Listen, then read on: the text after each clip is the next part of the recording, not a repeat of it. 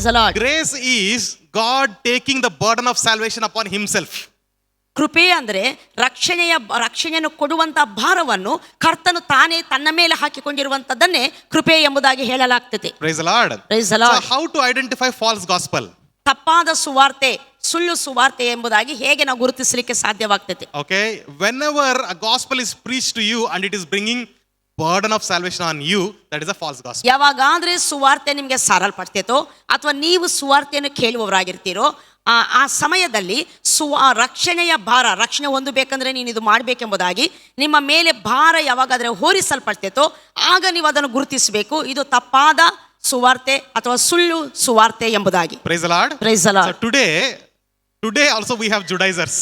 ಈ ದಿನಗಳಲ್ಲಿ ಸಹ ಯಹೂದ್ಯ ಮತಾವಲಂಬಿಗಳ ತರ ಇರುವಂತಹ ಜನರು ನಮ್ಮ ಮಧ್ಯದಲ್ಲಿದ್ದಾರೆ. They are not from Jewish background, they are Gentiles only. ಅವರೇನು ಯಹೂದ್ಯ ಜಾತಿಯ ಬ್ಯಾಕ್ಗ್ರೌಂಡ್ ಇರುವಂತವರಲ್ಲ, ಅವರು ಅನ್ಯರಾದ ನಮ್ಮಂತ ಅನ್ಯರಿಂದ ಬಂದಂತ ವ್ಯಕ್ತಿಗಳೇ. But they think that they are from Jewish background and bring all the law. ಅವರು ತಮ್ಮನ್ನು ತಾವೇ ಯಹೂದ್ಯ ಜಾತಿಗೆ ಸಂಬಂಧಪಟ್ಟವರೆಂಬುದಾಗಿ ಎಣಿಸಿಕೊಂಡು ಯಹೂದ್ಯ ಮತದ ಧರ್ಮಶಾಸ್ತ್ರವನ್ನು ಅವಲಂಬಿಸಬೇಕೆಂಬಂತ ಭಾರವನ್ನು ಸಭೆ ಮಧ್ಯದಲ್ಲಿ ತರುವಂತವರಾಗಿರ್ತಾರೆ. I want to read the list of the gospels that are present in the world, so be aware of when you come across. ನೋಡಿ, ನಾನಿಲ್ಲಿ ಒಂದು ಲಿಸ್ಟ್ ಅನ್ನು ಮಾಡಿದ್ದೇನೆ. ಈ ಲೋಕದಲ್ಲಿ ನಮ್ಮ ಕ್ರೈಸ್ತ ಸಮಾಜದಲ್ಲಿ ಬರ್ತಿರುವಂತಹ ತಪ್ಪಾದ ಸುವಾರ್ತೆ ಹೇಗಿರ್ತೈತೆ ಎಂಬುದಾಗಿ. ನೀವು ನಿಮ್ಮ ಜೀವನದಲ್ಲಿ ಇದು ಯಾವಾಗಾದ್ರೂ ನಿಮ್ಗೆ ಎದುರಾದ್ರೆ ಇದರ ಬಗ್ಗೆ ನೀವು ಎಚ್ಚರಿಕೆ ಉಳ್ಳವರಾಗಿರಬೇಕು. Praise the Lord. Praise the Lord. So we'll continue next week regarding the salvation, but today we'll stop with the false gospel, how to identify false gospel. ನೋಡಿ, ಬರುವ ವಾರದಲ್ಲಿ ಸಹ ಈ ರಕ್ಷಣೆ ಕುರಿತಾದಂತ ಈ ಅಸ್ಥಿವಾರದ ಬಗ್ಗೆ ನಾವು ಮುಂದುವರಿಸಿ ಅಧ್ಯಯನ ಮಾಡಲಿಕ್ಕೆ ಹೋಗ್ತೇವೆ. ಬಟ್ ಈ ದಿನ ತಪ್ಪಾದ ಸುಳ್ಳು ಸುವಾರ್ತೆ ಎಂಬ ಸಂಗತಿಯೊಂದಿಗೆ ನಾವು ನಿಲ್ಲಿಸುವಂತವರಾಗಿರ್ತೇವೆ. The first false gospel that you always hear, this is very common, it is condemnation gospel. ತಪ್ಪಾದ ಸುವಾರ್ತೆ ಅಂತ ಹೇಳುವಾಗ ಅಥವಾ ಸುಳ್ಳು ಸುವಾರ್ತೆ ಅಂತ ಹೇಳುವಾಗ ಅದು ಯಾವಾಗಲೂ ಹೇಗಿರ್ತೀವಿ ಇದು ಗೊತ್ತಿರ್ತೈತೆ. ಅದು ಯಾವಾಗ ಸಹ ನಮ್ಮ ಮೇಲೆ ಅಪರಾಧದ ಭಾವವನ್ನು ತರುವಂತದ್ದಾಗಿರುತ್ತೆ, ಅಪರಾಧ ನಿರ್ಣಯವನ್ನು ತರುವಂತದ್ದಾಗಿರ್ತೈತೆ. Among the false gospels, the first one that you always see is called as condemnation gospel. ತಪ್ಪಾದ ಸುವಾರ್ತೆಗಳ ಮಧ್ಯದಲ್ಲಿ ನೀವು ಯಾವಾಗಲೂ ನೀವು ಎದುರಿಸುವಂತ ಅಥವಾ ನಿಮಗೆ ಉಂಟಾಗುವಂತ ಗಾಸ್ಪಲ್, ತಪ್ಪಾದ ಗಾಸ್ಪಲ್ ಯಾವುದಂದ್ರೆ ಇದು ಅಪರಾಧ ಭಾವವನ್ನು ಅಥವಾ ಅಪರಾಧ ನಿರ್ಣಯವನ್ನು ತಪ್ಪು ಹೋರಿಸುವಂತ ಸುವಾರ್ತೆ ಇದಾಗಿರ್ತೈತೆ. What is condemnation gospel? ತಪ್ಪು ಹೋರಿಸುವ ಸುವಾರ್ತೆ ಅಂದ್ರೆ ಏನು? The preaching will be only about the sin and judgment. ಯಾವಾಗೂ ಸಹ ಪಾಪದ ಬಗ್ಗೆ, ನರಕದ ಬಗ್ಗೆ, ತೀರ್ಪಿನ ಬಗ್ಗೆ ಮಾತ್ರ ಮಾತನಾಡುವ ಸುವಾರ್ತೆಯೇ ತಪ್ಪು ಹೋರಿಸುವ ಅಥವಾ ಅಪರಾಧ ನಿರ್ಣಯವನ್ನು ಮಾಡುವಂತ ಸುವಾರ್ತೆ ಆಗಿರ್ತೈತೆ. Okay, just now we read one scripture portion. ಈಗಾಗಲೇ ನಾವು ಒಂದು ವಾಕ್ಯ ಭಾಗವನ್ನು ಓದಿದೆವು. Paul is saying that we all fell short of glory. ಪೌಲನೇ ಹೇಳ್ತಾನೆ, ನಾವೆಲ್ಲರೂ ದೇವರ ಅನುಗ್ರಹಿಸುವ ಮಹಿಮೆಯಿಂದ ಬಿದ್ದು ಹೋಗಿದ್ದೇವೆ ಎಂಬುದಾಗಿ. They'll pick those kind of verses. ಅದು ತಪ್ಪಾದ ಅಂದ್ರೆ ಅಪರಾಧ ನಿರ್ಣಯವನ್ನು ಮಾಡುವಂತ ಸುವಾರ್ತೆ ಸಾರುವವರು ಅಂತ ಪದಗಳನ್ನು ಅವರು ಉಪಯೋಗಿಸ್ತಾ ಇರ್ತಾರೆ. Okay, and they say that see, you have fallen short of grace. So what is the result? The wages of sin is death. ಅವರು ಯಾವಾಗಲೂ ಇಂಥ ಪದಗಳನ್ನು ಉಪಯೋಗಿಸ್ತಾ ಇರ್ತಾರೆ. ಅದೇನಂದ್ರೆ ಪಾಪಕ್ಕೆ ಬರುವ ಸಂಬಳ ಮರಣ, ನೀವು ದೇವರ ಮಹಿಮೆಯಿಂದ ಬಿದ್ದು ಹೋಗಿದ್ದೀರಿ ಎಂಬುದಾಗಿ ಈ ಸಂಗತಿಗಳನ್ನೇ ಅವರು ಪಾಪ ಅದರ ಪರಿಣಾಮದ ಬಗ್ಗೆನೇ ಹೆಚ್ಚಾಗಿ ಹೇಳುವಂತವರವರಾಗಿರ್ತಾರೆ. Okay, have you heard of people saying that the second coming is coming, God is coming very soon, prepare yourself, if tonight God comes, will you go to heaven or hell? ನೋಡಿ, ಮತ್ತೆ ಅಷ್ಟು ಮಾತ್ರವಲ್ಲ, ಯೇಸು ಕ್ರಿಸ್ತನು ಶೀಘ್ರವಾಗಿ ಬರಲಿಕ್ಕಿದ್ದಾನೆ, ಆತನ ಪ್ರತ್ಯಕ್ಷತೆ ಬಹು ಸಮೀಪವಾಗಿದೆ, ನೀವು ಆತನನ್ನು ಎದುರುಗೊಳ್ಳುವುದಕ್ಕೆ ಸಿದ್ಧರಾಗಿದ್ದೀರಾ, ನೀವು ಆತನ ರಾತ್ರಿ ಬಂದರೆ ನೀವು ಪರಲೋಕಕ್ಕೆ ಹೋಗ್ತೀರಾ, ನರಕಕ್ಕೆ ಹೋಗ್ತೀರಾ ಎಂಬುದಾಗಿ. And everybody will clap, if you raise the voice like that and do some expression, looks very beautiful, everybody will clap for that. ಆ ಸಂಗತಿಗಳನ್ನು ಹೇಳುತ್ತಾ ಒಂದು ವಿಧವಾದ ಸ್ವರವನ್ನು ರೈಸ್ ಮಾಡಿ ಆ ರೀತಿ ಎಕ್ಸ್ಪ್ರೆಷನ್ ಕೊಡ್ತಾ ಅವರು ಮಾತನಾಡುವಾಗ ಎಲ್ಲರೂ ಆ ಎಕ್ಸ್ಪ್ರೆಷನ್ಗೆ, ಆ ಸ್ವರಕ್ಕೆ ಅವರು ಖುಷಿ ಪಟ್ಟವರಾಗಿ ಚಪ್ಪಾಳಿ ತಟ್ಟುವಂತವರಾಗಿರ್ತಾರೆ. The Revelation, book of Revelation is written to the churches, you know that, right? ನಿಮಗೆ ಗೊತ್ತುಂಟಾ? ಪ್ರಕಟಣಾ ಗ್ರಂಥ ಅನ್ನುವಂಥದ್ದು ಸಭೆಗಳಿಗೆ ಬರೆಯಲ್ಪಟ್ಟಂತ ಪುಸ್ತಕವಾಗಿದೆ. When church was going through the persecution, trouble and shame, lot of deaths are happening, John wrote the book of Revelation. ನೋಡಿ, ಸಭೆ ಯಾವಾಗಾದ್ರೆ ಶ್ರಮೆಗಳ ಮೂಲಕ, ಹಿಂಸೆಗಳ ಮೂಲಕ, ಕೊಲೆ ಮತ್ತು ಅನೇಕವಾದ ಮತ್ತು ಹತಸಾಕ್ಷಿಗಳಾಗುತ್ತಾ ಮತ್ತು ಸೆರೆಮನೆಗಳಿಗೆ ಒಯ್ಯಲ್ಪಡ್ತಾ ಇರುವಂತಹ ಸಂದರ್ಭದಲ್ಲಿ ಮತ್ತು ಅಪೊಸ್ತಲನಾದ ಯೋಹಾನನು ದೇವರಿಂದ ಹೊಂದಿರುವ ಪ್ರಕಟಣೆಯನ್ನು ಬರೀತಾ ಇದ್ದಾನೆ. And he writes to encourage the church, not to scare the church. ನೋಡಿ, ಅಲ್ಲಿ ಅಪೊಸ್ತಲನಾದ ಯೋಹಾನನು ಆ ಪ್ರಕಟಣಾ ಪುಸ್ತಕವನ್ನು ಬರೆಯುವಂತಹ ಉದ್ದೇಶವೇನೆಂದ್ರೆ ಸಭೆಯನ್ನು ಉತ್ತೇಜನಪಡಿಸುವುದಕ್ಕಾಗಿ, ಪ್ರೋತ್ಸಾಹಪಡಿಸುವುದಕ್ಕಾಗಿ ಬರೆದಿದ್ದಾನೆ ಶ್ರಮೆಗಳಲ್ಲಿ ಹೊರತು ಸಭೆಗೆ ಭಯವನ್ನು ಹುಟ್ಟಿಸುವುದಕ್ಕೆ ಬರೆದಂತಹ ಪುಸ್ತಕದಲ್ಲ. Praise the Lord. Praise the Lord. So he is writing, all these problems are there, but your king is coming for you. ನೋಡಿ ಅಲ್ಲಿ ಅಪೊಸ್ತಲನಾದ ಯೋಹಾನನು ಬರೀತಾನೆ, ಮತ್ತು ಇಂಥ ಪರಿಸ್ಥಿತಿಗಳೆಲ್ಲ ಲೋಕದಲ್ಲಿ ಸಂಭವಿಸ್ತಾ ಇದ್ದಾವೆ, ಆದರೆ ನೀವು ಭಯಪಡಬೇಡ್ರಿ, ನಿನ್ನ ರಾಜನು ಪ್ರತ್ಯಕ್ಷನಾಗ್ತಾನೆ ಎಂಬುದಾಗಿ. Hallelujah. Praise the Your Lord. king is not going to come like a lamb again, but he's going to come to rule the world. ನಿನ್ನ ಅರಸನು ತಿರುಗಿ ಕುರಿಮರಿಯಾಗಿ ಲೋಕಕ್ಕೆ ಬರುವುದಿಲ್ಲ, ಆತನು ಆಳ್ವಿಕೆ ಮಾಡುವಂತ ಮಹಾರಾಜನಾಗಿ ಬರ್ತಾನೆ ಎಂಬುದಾಗಿ. Hallelujah. Hallelujah. So now tell me, the second coming of Christ, should we be scared or should we wait for it? ನೋಡಿ, ವಿಶ್ವಾಸಿಗಳು ಸಭೆಯಾದ ನಮಗೆ ಯೇಸು ಕ್ರಿಸ್ತನ ಎರಡನೇ ಬರವಣ ಭಯಾನಕವಾಗಿರ್ತೇತ ಅಥವಾ ನಮಗೆ ಒಂದು ಸಂತೈಸುವಿಕೆಗೆ ಆಧರಣೆಯಾಗಿರುವಂತದ್ದಾಗಿರ್ತೇತ? Hallelujah. ಅಲ್ಲೂಯ, Praise ನಿರೀಕ್ಷೆ God. So ಕೊಡುವಂತದ್ದಾಗಿರ್ತೇತ. tell me, if Christ comes tonight, will you be in the heaven or hell? ನೋಡಿ, ನೀವು ಹೇಳಿರಿ ಈ ರಾತ್ರಿ Hallelujah. ಕರ್ತನು ಬಂದ್ರೆ ನೀವು ಪರಲೋಕ Say, I'll be with the Lord forever. Amen. ಹೇಳಿರಿ, ನನ್ನ ಕರ್ತನೊಂದಿಗೆ ಯುಗ ಯುಗಗಳು ಯಾವಾಗಲೂ ಇರುತ್ತೇನೆ ಎಂಬುದಾಗಿ. Amen. Amen. You know, on the day of judgment, ತೀರ್ಪಿನ ದಿನದಲ್ಲಿ, ನ್ಯಾಯ ತೀರ್ಪಿನ ದಿನದಲ್ಲಿ, if everybody stands, or all the world, people past, present and future, everybody stands there. ಎಲ್ಲರೂ ಜನರು ಮತ್ತು ಅವರ ಭೂತ, ವರ್ತಮಾನ, ಭವಿಷ್ಯತ್ ಕಾಲ ಮಾಡಿರುವಂತಹ ಸಂಗತಿಗಳಿಂದ ಅವರು ನಿಂತುಕೊಂಡಿರುವಾಗ, People of all religion will say only one thing. ಎಲ್ಲ ಧರ್ಮಗಳ ಜನರು ಒಂದೇ ಸಂಗತಿಯನ್ನು ಹೇಳ್ತಾರೆ. They will say that I did that, I did this, my father did like this, my background is this one, my caste is this one, my religion is good. ಅವರೆಲ್ಲರೂ ಹೀಗೆ ಹೇಳ್ತಾರೆ, ನನ್ನ ತಂದೆ ಹೀಗೆ ಮಾಡಿದ್ರು, ನನ್ನ ತಾಯಿ ಹೀಗೆ ಮಾಡಿದ್ರು, ನಾನು ಇದನ್ನು ಮಾಡಿದೆ, ನನ್ನ ಧರ್ಮ ಇದನ್ನು ಮಾಡಿತ್ತು, ಹೀಗೆ ಅವರು ಹೇಳುವಂತವರಾಗಿರ್ತಾರೆ. If a person, just ತಮಾಷೆಯಾಗಿ ತಗೊಳ್ಳಿ ಇದನ್ನ, if a person who is perfect in everything, right, but doesn't have Christ in him, he will be the best sinner in the hell. ನೋಡಿ, ಇದು ತಮಾಷೆಗೆ ತಗೊಳ್ಳಿ, ನಾನು ಸುಮ್ಮನೆ ಹೇಳ್ತಾ ಇದ್ದೇನೆ. ಒಬ್ಬ ವ್ಯಕ್ತಿ ಎಲ್ಲದರಲ್ಲಿ ಪರಿಪೂರ್ಣನು, ಯಾವ ತಪ್ಪು ಮಾಡದ ವ್ಯಕ್ತಿ ಆಗಿರ್ತಾನೆ, ಬಟ್ ಆತನು ಕ್ರಿಸ್ತನನ್ನು ಹೊಂದಿರದಿದ್ದರೆ, ಕ್ರಿಸ್ತ ನಂಬಿಕೆಯಲ್ಲಿ ಇಲ್ಲದಿದ್ದರೆ, ಆತನು ನಿತ್ಯತ್ವದಲ್ಲಿ ಆತನು ದೊಡ್ಡ ಪಾಪಿಯಾಗಿರ್ತಾನೆ. Very decent, perfect person in the hell. ಆತನು ನರಕದಲ್ಲಿ ಬಹಳ ಪರ್ಫೆಕ್ಟ್ ಆದಂತ, ಡೀಸೆಂಟ್ ಆದಂತ ಪಾಪಿಯಾಗಿ ಅಲ್ಲಿರುವಂತ ಆತನಾಗಿರ್ತಾನೆ. The condemnation gospel preaches that only. ಖಂಡಿಸುವಂತ ಸುವಾರ್ತೆ ಅನ್ನುವಂಥದ್ದು ಅದನ್ನೇ ಹೇಳುವಂತದ್ದಾಗಿರ್ತದೆ. Okay, it creates the perfect sinners. ಖಂಡಿಸುವ ಸುವಾರ್ತೆ ಪರಿಪೂರ್ಣವಾದ ಪಾಪಿಗಳನ್ನು ಅದೇನ್ ಮಾಡ್ತೈತೆ ಅಂದ್ರೆ ಉಂಟು ಮಾಡುವಂತದ್ದಾಗಿರ್ತದೆ. Praise the Lord. Praise the Lord. Not salvation. ರಕ್ಷಣೆಯನ್ನು ಉಂಟು ಮಾಡುವುದಿಲ್ಲ ಖಂಡಿಸುವ ಸುವಾರ್ತೆ, ಪರಿಪೂರ್ಣವಾದ ಪಾಪಿಗಳನ್ನು ಉಂಟು ಮಾಡುವಂತದ್ದಾಗಿರ್ತದೆ. Praise God. Praise Okay, the Lord. the second false gospel. ಎರಡನೇ ತಪ್ಪಾದ ಸುವಾರ್ತೆ. Okay, ಸ್ವಲ್ಪ ಬೇಗ ಹೋಗುವ. Okay, the ಸ್ವಲ್ಪ ಬೇಗನೆ ಹೋಗೋಣ. second false gospel is prosperity gospel. ಎರಡನೇ ತಪ್ಪಾದ ಸುವಾರ್ತೆ ಅಭಿವೃದ್ಧಿ ಸುವಾರ್ತೆ. Okay, the prosperity gospel teaches only one thing. Prosperity gospel ಅಥವಾ ಬರೀ ಅಭಿವೃದ್ಧಿ ಬಗ್ಗೆ ಹೇಳುವಂತ ಸುವಾರ್ತೆ, ಅದು ಒಂದೇ ಸಂಗತಿ ಬಗ್ಗೆ ಯಾವಾಗಲೂ ಮಾತನಾಡ್ತದೆ. For them, gospel of Christ is equal to financial blessing. ಅವರಿಗೆ ಯೇಸು ಕ್ರಿಸ್ತನ ಸುವಾರ್ತೆ ಇಸ್ ಈಕ್ವಲ್ ಟು ಅಂದ್ರೆ ಅದು ಆರ್ಥಿಕವಾದಂತ ಸಮೃದ್ಧಿಗೆ ಅದಕ್ಕೆ ಮಾತ್ರ ಎಂಬುದಾಗಿ. Okay, so gospel of Christ is for only financial blessing, good life, happy life. ನೋಡಿ, ಯೇಸು ಕ್ರಿಸ್ತನ ಸುವಾರ್ತೆ ಅನ್ನುವಂಥದ್ದು ಬರೀ ಹಣಕಾಸಿನ ಆಶೀರ್ವಾದಕ್ಕೆ, ಒಳ್ಳೆ ಜೀವಿತಕ್ಕೆ ಮಾತ್ರ ಎಂಬ ರೀತಿ ಎಲ್ಲದಿರುವಂತದ್ದಾಗಿರ್ತದೆ. Okay, this is also spreading widely in the world. ಇದು ಸಹ ಈ ಕಾಲದಲ್ಲಿ, ಈ ಲೋಕದಲ್ಲಿ ಬಹಳ ಪ್ರಬಲವಾಗಿ ಹರಡುತ್ತಾ ಉಂಟು. In that gospel, there is no praying, there is no meditating the scriptures. Only one thing, only scriptures that regarding the financial blessing they'll take, and they'll dwell in only that. ನೋಡಿ, ಅವರ ಸುವಾರ್ತೆಯಲ್ಲಿ ಬೇರೆ ಯಾವ ಸಂಗತಿಗಳ ಪ್ರಾರ್ಥನೆ ಕುರಿತಾಗಲಿ, ಬೇರೆ ಯಾವುದೇ ಸಂಗತಿಗಳ ಕುರಿತಾಗಲಿ ಇರುವುದಿಲ್ಲ. ಬದಲಾಗಿ ಬರೀ ಅವರ ಕನ್ಫೆಷನ್ಸ್ ವಾಕ್ಯವನ್ನು ತಗೊಳ್ಳುವಂಥದ್ದು ಸಹ ಆರ್ಥಿಕ ಸಂಬಂಧವಾದ ಆಶೀರ್ವಾದಗಳ ಬಗ್ಗೆ ಮಾತ್ರ ಅವರು ಮಾತನಾಡ್ತಾ ಇರ್ತಾರೆ. Praise the Lord. Praise the Lord. But gospel is not just for some good life. ನೋಡಿ, ಸುವಾರ್ತೆ ಅನ್ನುವಂಥದ್ದು ಬರೀ ಈ ಲೋಕದಲ್ಲಿ ಒಳ್ಳೆ ಜೀವಿತವನ್ನು ಮಾಡುವುದಕ್ಕೆ ಮಾತ್ರವಲ್ಲ. It is also not only for salvation.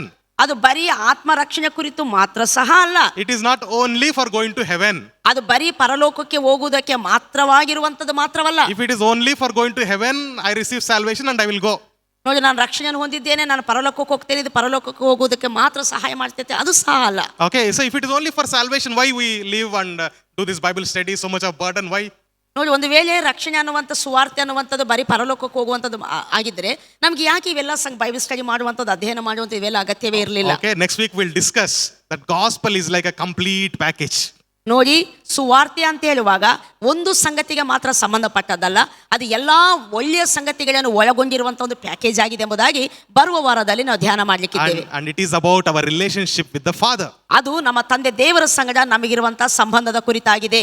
Amen. Amen. The third one, performance gospel. ಮೂರನೇದಾಗಿ ನಾವು ನಮ್ಮ ಕಾರ್ಯ ಪ್ರದರ್ಶನ ಮಾಡುವಂತ ಸುವಾರ್ತೆ. Okay, so this performance gospel, once again, like all the false gospels, it will also say that you have to perform something to be pleased, for you to be pleased in the sight of God. ಎಲ್ಲ ಸುಳ್ಳಾದ ಸುವಾರ್ತೆಗಳು ಹೇಳಿದ ಹಾಗೆ ಈ performance, ನಿಮ್ಮ ಕಾರ್ಯವನ್ನು ನಿಮ್ಮ ಪ್ರದರ್ಶನ ಮಾಡುವಂಥ ಸುವಾರ್ತೆ ಅನ್ನುವಂಥ ಸಂಗತಿ ಏನು ಹೇಳ್ತೈತೆ ಅಂದರೆ, ನೀವು ಏನಾದರೂ ಒಳ್ಳೆಯ ಸಂಗತಿಯನ್ನು ಮಾಡಿದರೆ ನಿಮಗೆ ರಕ್ಷಣೆ ಆಗ್ತೈತೆ ಅನ್ನುವಂಥ ಸಂಗತಿಯನ್ನು ಅದು ಹೇಳುವಂಥದ್ದಾಗಿರ್ತದೆ. Okay, say for example, if we all have to do ministry, right? ನೋಡಿ, ಉದಾಹರಣೆಗೆ ಒಂದು ಸಂಗತಿಯನ್ನು ನಾನು ಹೇಳ್ತೇನೆ. ನಾವೆಲ್ಲರೂ ಸೇವೆಯನ್ನು ಮಾಡ್ತೇವಲ್ವಾ? Okay, we are called for that. ನಾವು ಅದಕ್ಕಾಗಿ ಕರೆಯಲ್ಪಟ್ಟಿದ್ದೇವೆ. Okay, we are called for teaching, preaching, sharing the gospel, raising the disciples.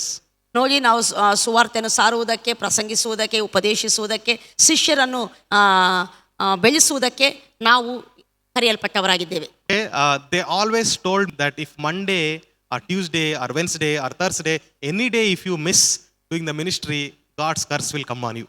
ಅವ್ರು ಹೀಗೆ ಹೇಳ್ತಾ ಇದ್ರು, ನೀವು ಯಾವುದಾದ್ರೂ ಒಂದು ದಿನ ಸೋಮವಾರ ಆಗಲಿ, ಮಂಗಳವಾರ ಆಗಲಿ, ಬುಧವಾರ ಆಗಲಿ, ಗುರುವಾರ ಆಗಲಿ ಈ ಸೇವೆಯನ್ನು ಮಾಡಲಿಕ್ಕೆ ನೀವು ಕರೆಯಲ್ಪಟ್ಟಿದ್ದೀರಿ. ಒಂದು ವೇಳೆ ಯಾವುದಾದ್ರೂ ದಿನ ನೀವು ಸೇವೆ ಮಾಡದೇ ಇರುವಂಥದ್ದಾದರೆ ದೇವರ ಶಾಪ ನಿನ್ನ ಮೇಲೆ ಬರ್ತೈತೆ ಎಂಬುದಾಗಿ. They used to say, oh, God is so angry on the people who sit in the church not doing anything. ಅವ್ರು ಹೇಳ್ತಾ ಇದ್ರು, ಸಭೆಯಲ್ಲಿ ಸುಮ್ಮನೆ ಕೂತ್ಕೊಂಡು ಬೇರೆ ಯಾವ ಸೇವೆ ಮಾಡದಂಥ ವಿಶ್ವಾಸಿಗಳ ಮೇಲೆ ದೇವರ ಕೋಪ ಇಳಿದು ಬರ್ತೈತೆ ಎಂಬುದಾಗಿ. So we all used to raise hand and say, oh, no, Lord, I will come, I will come, I will come. ನಾವು ಹೇಳ್ತಾ ಇದ್ದೆವು, ಇಲ್ಲ ಸ್ವಾಮಿ ಹಾಗೆ ಮಾಡಬೇಡ, ನಾವು ಬರ್ತೇವೆ ಸೇವೆಗೆ ಎಂಬುದಾಗಿ ನಾವು ಹೋಗ್ತಾ ಇದ್ದೆವು. So we no going home. ಕಾಲೇಜಲ್ಲಿ ಇರ್ತಾ ಇದ್ದೆವು, ಸಂಜೆ 7 ಗಂಟೆಯಿಂದ ತಿರುಗಿ 9 ಗಂಟೆ ತನಕ ಸೇವೆಗೆ ನಾವು ಹೋಗ್ತಾ ಇದ್ದೆವು, ಮನೆಗೆ ಹೋಗ್ತಾ ಇರಲಿಲ್ಲ. It is called as performance gospel. ಅದನ್ನು ಪರ್ಫಾರ್ಮೆನ್ಸ್ ಗಾಸ್ಪಲ್, ನಿಮ್ಮ ಶಕ್ತಿಯನ್ನು ಮತ್ತು ಕಾರ್ಯ ಪ್ರದರ್ಶನ ಮಾಡುವಂತ ಸುವಾರ್ತೆ ಎಂಬುದಾಗಿ. All right, the fourth one. ನಾಲ್ಕನೇದಾಗಿ It's called cultural gospel. ಇದು ಕಲ್ಚರಲ್ ಗಾಸ್ಪಲ್, ಸಾಂಸ್ಕೃತಿಕ ಅಥವಾ ಸಂಪ್ರದಾಯದ ವಿಷಯವಾದ ಸುವಾರ್ತೆ. ಸಂಸ್ಕೃತಿ ಸಂಬಂಧಪಟ್ಟ ಸುವಾರ್ತೆ, ಅವರು ಸಾರುವಂತ ಸುವಾರ್ತೆ ಕಲ್ಚರಲ್ ಗಾಸ್ಪಲ್ ಆಗಿರ್ತದೆ. You know, their church, their tradition is different in India, in America, in Mexico, in Russia, in Rome. You know, the traditions are different everywhere. ನೋಡಿ, ಸಂಪ್ರದಾಯಗಳನ್ನು ನಾವು ನೋಡುವಂಥದ್ದಾದರೆ ಅವರು ಒಂದೊಂದು ದೇಶದಲ್ಲಿ ಒಂದೊಂದು ವಿಧವಾದಂಥ ಸಂಪ್ರದಾಯಗಳನ್ನು ಅವರು ಅನುಸರಿಸ್ತಾ ಇರ್ತಾರೆ. ಅದೇಗಂದರೆ ಭಾರತದಲ್ಲಿ ಒಂದು ಥರ, ರಷ್ಯಾದಲ್ಲಿ ಒಂದು ಥರ, ಫ್ರಾನ್ಸಲ್ಲಿ ಒಂದು ಥರ, USA ಒಂದು ಥರ, ಹೀಗೆ ಒಂದೊಂದು ಕಡೆ ಒಂದೊಂದು ಥರವಾದಂಥ ಅವರ ಸಂಪ್ರದಾಯವನ್ನು ಅನುಸರಿಸ್ತಾ ಇರ್ತಾರೆ. Because whatever is there in their culture, Yes. they follow that. ಅವರು ಯಾವ ಭಾಗದಲ್ಲಿ ವಾಸ ಮಾಡ್ತಾರೋ ಅಲ್ಲಿರುವಂಥ ಸಂಸ್ಕೃತಿಗೆ ಅನುಗುಣವಾಗಿ ಅವರು ಸುವಾರ್ತೆಯನ್ನು ಬದಲಾಯಿಸುವಂಥವರಾಗಿರ್ತಾರೆ. That is how they gather a lot of people for the church. ಆದ್ದರಿಂದಲೇ ಅವರ ಸಭೆಗಳಲ್ಲಿ ತುಂಬ ಗುಂಪಾಗಿ ಜನ ನೆರೆದು ಬರಲಿಕ್ಕೆ ಸಾಧ್ಯವಾಗ್ತದೆ. So they go and share gospel. You know, Lord will save you. Believe in Him. ಅವರು ಸುವಾರ್ತೆಯನ್ನು ಹೇಳಿದರೆ ಜನ ಹೇಳ್ತಾರೆ, ನಾವು ನಂಬುತ್ತೇವೆ ಎಂಬುದಾಗಿ. Okay, and they will ask, you know, what about our idolatry and all this? ಅವ್ರು ಜನ ನಂಬುವಂತ ಜನರು ಕೇಳ್ಬೋದು, ನಮ್ಮ ವಿಗ್ರಹಗಳು ಇದರ ಕುರಿತಾಗಿ ಏನು ಎಂಬುದಾಗಿ ಕೇಳಿದವಾಗ, Don't worry, we also have idols. You come and worship. ಅವ್ರು ಹೇಳ್ತಾರೆ, ಏನು ತೊಂದರೆ ಇಲ್ಲ, ನಮ್ಮ ಹತ್ರ ಸಹ ವಿಗ್ರಹಗಳಿದ್ದಾವೆ, ಬಂದು ವರ್ಷಿಪ್ ಮಾಡಿ ಎಂಬುದಾಗಿ. What about Deeparadhana? ಅವ್ರು ಜನ ಕೇಳ್ತಾರೆ, ದೀಪಾರಾಧನೆ ಮಾಡ್ತೇವೆ, ನಮ್ಮ ದೀಪಾರಾಧನೆ ಏನು We also ಎಂಬುದಾಗಿ. have candles, little bit upgraded. ಅವ್ರು ಹೇಳ್ತಾರೆ, ನಮ್ಮಲ್ಲಿ ಸಹ ಕ್ಯಾಂಡಲ್ಸ್ ಇದ್ದಾವೆ, ನಿಮ್ಮ ದೀಪಾರಾಧನೆಗಿಂತ ಸ್ವಲ್ಪ ಅಪ್ಗ್ರೇಡ್ ಆಗಿದ್ದೇವೆ, ನೀವು ಬಂದು ಅದನ್ನು ಯೂಸ್ ಮಾಡ್ಬೋದು ಎಂಬುದಾಗಿ. What about bottu, mala, dressing, everything? What about that? ಜನ ಕೇಳ್ಬೋದು, ಮಾಲಾ, ಬೊಟ್ಟು ಇದರ ವಿಷಯದಲ್ಲಿ ಏನೆಂಬುದಾಗಿ. ನಮ್ಮ ಹತ್ರ ಸಹ ಉಂಟು, ಕಲರ್ ಚೇಂಜ್ ಅಷ್ಟೇ, different colour, that's all. You come for us, come with us. ಅವ್ರು ಹೇಳ್ತಾರೆ, ನಮ್ಮ ಹತ್ರ ಸಹ ಉಂಟು, ಕಲರ್ ಚೇಂಜ್ ಅಷ್ಟೇ, ನಿಮ್ಮ ಬೊಟ್ಟು ಕಲರ್, ನಮ್ಮ ಬೊಟ್ಟು ಕಲರ್, ನೀವು ಬಂದು ನೀವು ಮಾಡ್ಬೋದು ಎಂಬುದಾಗಿ. This is a heresy, right? Yes, a blasphemy. This is a blasphemy. ಇದೊಂದು ದೇವದೂಷಣೆ, ಇದ ಸತ್ಯಕ್ಕೆ ವಿರುದ್ಧವಾದ ಸಂಗತಿ ದೇವದೂಷಣೆ ಆಗಿರ್ತದೆ. Fifth one, comfort gospel.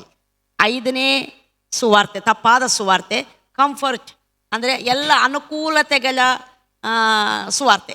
Okay, in these churches there won't be any word of God, only motivational speaking. Very nice, very happy.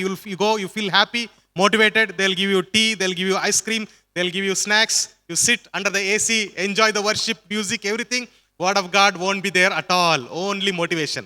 ಇಲ್ಲಿ ಇಂಥ ಸುವಾರ್ತೆಯಲ್ಲಿ ದೇವರ ವಾಕ್ಯ ಏನು ಹೇಳ್ತೈತೆ ಆ ದೇವರ ವಾಕ್ಯ ಇರುವುದಿಲ್ಲ, ಬದಲಾಗಿ ಬರೀ ಮೋಟಿವೇಶನಲ್ ಸ್ಪೀಚ್ ಇರುವಂಥದ್ದಾಗಿರ್ತದೆ. ಅಂದರೆ ಉತ್ತೇಜಕಕಾರಕವಾದಂಥ ವಚನಗಳ ಸಂಗತಿಗಳ ಮಾತ್ರ ಅವ್ರು ಹೇಳುವಂಥವ್ರು ಇರ್ತಾರೆ. ಟೀ ಕೊಡ್ತಾರೆ, ಕೇಕ್ ಕೊಡ್ತಾರೆ, ತಿಂಡಿ ಕೊಡ್ತಾರೆ, ಹೀಗೆ ಕೊಟ್ಟು ಜನರನ್ನು ಸ್ಮೂತ್ ಆಗಿ ನಡೆಸ್ಕೊಂಡು ಹೋಗುವಂಥವರಾಗಿರ್ತಾರೆ. It's also called as feel good gospel. You will feel good when you go there. ಇದನ್ನು ಫೀಲ್ ಗುಡ್ ಗಾಸ್ಪಲ್ ಅಂತ ಹೇಳ್ತಾರೆ. ಅಂದರೆ ಅಲ್ಲಿ ಹೋದ್ರೆ ಆ ಸುವಾರ್ತೆ ಕೇಳಿದರೆ ಒಳ್ಳೆಯದಂತ ಅನಿಸ್ತೈತೆ ಎಂಬುದಾಗಿ. ಅದು ಕರೆಕ್ಟಾ? ಚೆನ್ನಾಗಿ ಅನಿಸ್ತದೆ. ಅಂದ್ರೆ ಬರ್ಡನ್ ಇಂದ ಹೋಗ್ತೀರಿ, ಎಲ್ಲ ಹ್ಯಾಪಿ ಅನಿಸ್ತದೆ, ನನ್ಗೆ ಏನು ಬರ್ಡನ್ ಇಲ್ಲ ಅಂತ ಹೇಳ್ಕೊಂಡು ನೀವು ಬರ್ತೀರಿ. ಮತ್ತೆ ಚೆನ್ನಾಗಿದೆಯಲ್ಲ? Is it good? Think about it. Okay, all right. The sixth one, ಆರನೇದು legal gospel, legalistic gospel. Legalistic gospel ಅಂದ್ರೆ ಧರ್ಮಶಾಸ್ತ್ರಕ್ಕೆ ಅನುಗುಣವಾದ ಸುವಾರ್ತೆ. That is exactly what Paul was. So, that's what Paul is exactly facing here with the Judaizers. I explained you already. ನಾನು ಇದರ ಸಂಬಂಧವಾಗಿ ಈಗಾಗಲೇ ನಿಮಗೆ ವಿವರಣೆ ಮಾಡಿದ್ದೇನೆ. ಇದರ ಸಂಬಂಧವಾದ ಸುವಾರ್ಥ ಸಾರುವವರಿಗೆ ಜುಡಾಯಿಸರ್ಸ್ ಎಂಬುದಾಗಿ, ಅಂದರೆ ಯಹೂದ್ಯ ಮತಾವಲಂಬಿಗಳು ಸಾರುವಂತಹ ಸುವಾರ್ತೆ, ಅದುವೇ ಧರ್ಮಶಾಸ್ತ್ರ ಅನುಗುಣವಾದ ಸುವಾರ್ತೆ ಎಂಬುದಾಗಿ. Okay, the seventh one, social gospel. ಏಳನೇದು ಸೋಷಿಯಲ್ ಗಾಸ್ಪಲ್, ಸಾಂಘಿಕ ಪರವಾದ ಸುವಾರ್ತೆ. Okay, nice fellowship will be there. ಅಲ್ಲಿ ಒಳ್ಳೆ ಅನ್ಯೋನ್ಯತೆ ಇರ್ತೈತೆ. They play cricket together. Correct. ಅವರು ಕ್ರಿಕೆಟ್ ಆಡ್ತಾರೆ. Nice music will be there. ಒಳ್ಳೆ ಮ್ಯೂಸಿಕಲ್ ಇರ್ತೈತೆ. ಇವೆಲ್ಲವೂ ಇರುವಂತವಾಗಿರ್ತವೆ. If you ask them, what about your salvation? What about things of God? They will say, I gave some food to the poor and needy. I gave shirt to that person. I bought new dresses for the poor people. That's what they say. ಅಲ್ಲಿ ಅವರನ್ನು ನಾವು ಕೇಳುವಂಥದ್ದಾದರೆ ನಿಮ್ಮ ರಕ್ಷಣೆ ಏನು, ದೇವರ ವಾಕ್ಯ ಏನು ಎಂಬುದಾಗಿ ನಾವು ಕೇಳುವಂಥದ್ದಾದರೆ ಅವ್ರು ಹೇಳ್ತಾರೆ, ದೇವರ ಸಂಗತಿಗಳೇ ನಿಮ್ಮ ಮಧ್ಯದಲ್ಲಿ ಅಂತ ಹೇಳಿದ್ರೆ ನಾವು ಬಡವರಿಗೆ ನಾನು ಬಟ್ಟೆ ಕೊಟ್ಟೆ, ಊಟ ಕೊಟ್ಟೆ ಎಂಬುದಾಗಿ ಇಂಥ ಸಂಗತಿಗಳನ್ನು ಹೇಳ್ತಾ ಇರ್ತಾರೆ. Okay, so social life, that's all. ಅದು ಒಂದು ಸಾಮಾಜಿಕವಾದ ಜೀವನ. Okay, the eighth one, ಎಂಟನೇದು self help gospel. ಸ್ವಸಹಾಯದ ಸುವಾರ್ತೆ. Okay, this is all about personal issues, personal prayers, personal development. ಇಲ್ಲಿ ಎಲ್ಲ ಇರುವಂತಹ ಇಂಥ ಜನರ ಮಧ್ಯದಲ್ಲಿರುವಂತಹ ಸಂಗತಿಗಳೇನೆಂದರೆ ಸ್ವಂತವಾದ ಸಂಗತಿಗಳು, ಸ್ವಂತ ಪ್ರಾರ್ಥನೆಗಳು, ಸ್ವಂತಿಕೆಗಾಗಿ ಮಾಡಿಕೊಳ್ಳುವಂಥ ಎಲ್ಲ ಸಂಗತಿಗಳು ಇರುವಂತವಾಗಿರ್ತವೆ. Okay, do you know about life coaches? Life coach. ನೀವು ಲೈಫ್ ಕೋಚಸ್ ಅನ್ನು ನೋಡಿದ್ದೀರಾ? If for example, if a person is going through addiction, they'll put in addiction centers, right? ಯಾವುದಾದ್ರೂ ಒಬ್ಬ ವ್ಯಕ್ತಿ ಕೆಟ್ಟ ಅಭ್ಯಾಸಗಳಿಗೆ ಗುರಿಯಾಗಿ ಗುಲಾಮನಾಗಿದ್ರೆ ಅದರಿಂದ ಬಿಡಿಸುವುದಕ್ಕಾಗಿ ಅಂತ ಸೆಂಟರ್ಸ್ ಇರ್ತಾವೆ, ಬಿಡಿಸುವಂತ ಸೆಂಟರ್ಸ್, ಅಲ್ಲಿಗೆ ಅವರನ್ನು ಹಾಕ್ತಾರೆ. So there will be people called life coaches. ಅಲ್ಲಿ ಅವರನ್ನು ಆ ಕೆಟ್ಟ ಚಟದಿಂದ ಬಿಡುಗಡೆ ಮಾಡುವ ವ್ಯಕ್ತಿಗಳು ಕೌನ್ಸಿಲ್ ಮಾಡ್ತಾರೆ, ಬಿಡುಗಡೆ ಮಾಡುವ ಪ್ರಯತ್ನ ಮಾಡ್ತಾರಲ್ಲ, ಅವರನ್ನು ಲೈಫ್ ಕೋಚಸ್ ಎಂಬುದಾಗಿ ಕರೀತಾರೆ. Okay, They make Jesus as a life coach and that's it, not as a savior. ಯೇಸು ಸ್ವಾಮಿ ಒಂದು ಲೈಫ್ ಕೋಚ್ ಆಗೇ ಇರ್ತಾರೆ, ಅವರಿಗೆ ಒಂದು ರಕ್ಷಕನಾಗಿ ಇರುವುದಿಲ್ಲ. ಪರಲೋಕ ಹೋಗ್ತಾರಾ ದೇವರು ಇವತ್ತು ಬಂದ್ರೆ? ಇವರು ಪರಲೋಕಕ್ಕೆ ಹೋಗ್ತಾರ ದೇವರ ಯೇಸು ಸ್ವಾಮಿ ಬರುವಾಗ? No, unless they believe in Christ. ಇಲ್ಲ, ಯಾವುದೇ ಸಂಗತಿ ರಕ್ಷಣೆಗಾಗಿ ಯಾರಿಗೂ ಸಹಾಯ ಮಾಡುವುದಿಲ್ಲ ಕ್ರಿಸ್ತನನ್ನು ಹೊಂದದಿದ್ದರೆ. Praise the Lord. Praise the Lord. Okay, the last one. ಅದೇ ಸಂಗತಿ, Only Father God ministries. Okay. ತಂದೆಯಾದ ದೇವರ ಸೇವೆಯು ಮಾತ್ರ. ತಂದೆಯಾದ ದೇವರು ಮಾತ್ರ ದೇವರು ಎಂಬ ಹೇಳುವಂತ ಒಂದು ಗಾಸ್ಪಲ್. Okay. ತಂದೆಯಾದ ದೇವರು ಮಾತ್ರ ದೇವರು ಎಂಬುವಂತ ಸುವಾರ್ತೆ. Only Father God is God. Okay. Day before yesterday it was raining in and somebody came to my cousin's house, said, please, it's raining, can I stay here? And they started to. ಕಳೆದ 2 ದಿನಗಳ ಹಿಂದೆ ನಮ್ಮ ಸಂಬಂಧಿಕರ ಮನೆಗೆ ಮಳೆ ಬರ್ತಾ ಇತ್ತು. ಯಾರೋ ಒಬ್ರು ಮಳೆ ಬರ್ತೈತೆ ಒಳಗಡೆ ಬರ್ತೇವೆ ಅಂತ ಹೇಳಿದ್ರು. ಬಂದವರು ಅವರು ಸುವಾರ್ತೆಯನ್ನು ಹೇಳಿಕ್ಕೆ ಪ್ರಾರಂಭಿಸಿದರು. And they were eating his brain, it seems. They are telling that Jesus is not God. Why you are believing only Father is God? You can't believe in Jesus like that. ಅವರು ನಮ್ಮ ವಿಶ್ವಾಸಿಗಳ ಮನಸ್ಸನ್ನು ಅವರು ಕೆಡಿಸಿದರು. ಹೇಗೆಂದ್ರೆ ನೀವು ಯೇಸುಸ್ವಾಮಿ ದೇವರಲ್ಲ, ತಂದೆಯಾದ ದೇವರು ಮಾತ್ರ ದೇವರು, ಯೆಹೋವನು ಮಾತ್ರ ದೇವರು ಎಂಬುದಾಗಿ. There is also one church that is growing in Andhra, Bellary regions. ಒಂದು ಸಭೆ ಬಳ್ಳಾರಿ ಆಂಧ್ರ ರೀಜನ್ಸ್ ಅಲ್ಲ ಪ್ರಾಂತ್ಯದಲ್ಲಿ ಒಂದು ಸಭೆ ಬೆಳೀತಾ ಇದೆ. ಹೆಸರೇನೋ church of Christ. The church name I'm openly saying it is Church of Christ Church. ಆ ಸಭೆಯ ಹೆಸರೇನು ಕ್ರಿಸ್ತ ಚರ್ಚ್ ಆಫ್ ಕ್ರೈಸ್ಟ್ ಚರ್ಚ್ ಎಂಬುದಾಗಿ. What they believe is Father God is the first level God, Jesus is the second level, Holy Spirit is third level. ಅವರು ನಂಬುವಂತ ಸಂಗತಿ ಏನಂದ್ರೆ ಯೇಸು ಕ್ರಿಸ್ತನು ಮೊದಲನೇ ಹಂತದ ದೇವರು, ತಂದೆ ದೇವರು ಮೊದಲನೇ ಹಂತದ ದೇವರು, ಯೇಸು ಕ್ರಿಸ್ತನು 2ನೇ ಹಂತದ ದೇವರು, ಪರಿಶುದ್ಧಾತ್ಮನು 3ನೇ ಹಂತದ ದೇವರು ಎಂಬುದಾಗಿ. What do you think? ನೀವೇನು ಆಲೋಚನೆ ಮಾಡ್ತೀರಾ? Wrong. What about Father, Son and the Holy Spirit? ಅದು ತಪ್ಪ? ಮತ್ತೆ ಹಾಗಾದ್ರೆ ತಂದೆ ಮಗ ಪವಿತ್ರಾತ್ಮನ ಬಗ್ಗೆ ಏನು? ಅದು ಕೂಡ ಡಿಸ್ಕಸ್ ಮಾಡುವ. ಓಕೆ, ಅದನ್ನು ಸಹ ಮುಂದಿನ ದಿನಗಳಲ್ಲಿ ನಾವು ಚರ್ಚೆ ಮಾಡೋಣ. Those 3 are one.